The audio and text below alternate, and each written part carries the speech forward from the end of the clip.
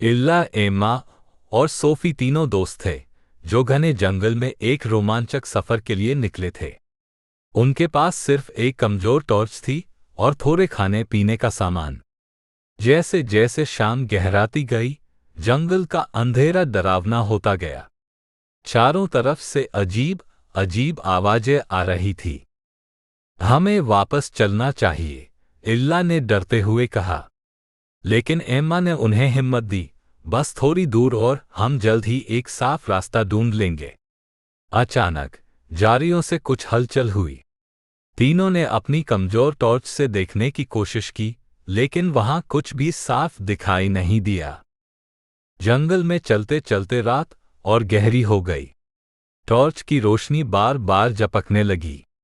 तभी एक जोरदार दहाड़ ने तीनों के होश उड़ा दिए। यह क्या था? सोफी ने कांपते हुए पूछा।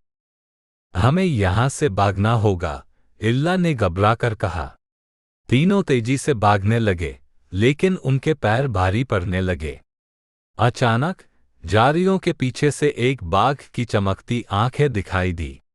उसकी गुर्राहट से उनकी रूह कांप गई। भागते भागते तीनों एक गहरी खाई के पास पहुंच गए। उनके चारों तरफ अंधेरा और डर का माहौल था। टॉर्च की रोशनी लगभग खत्म हो चुकी थी। अब हम क्या करें? एम्मा ने रोते हुए पूछा। पीछे से बाघ की भारी सांसों की आवाजें पास आती जा रही थी। इल्ला ने कहा, हमें एक साथ रहना होगा, लेकिन कहीं भी फिसलने से बचना।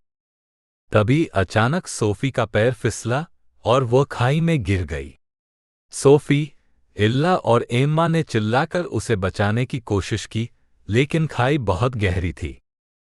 सोफी के गिरने के बाद इल्ला और एम्मा पूरी तरह डर से कांपने लगे। बाघ अब और करीब आ चुका था।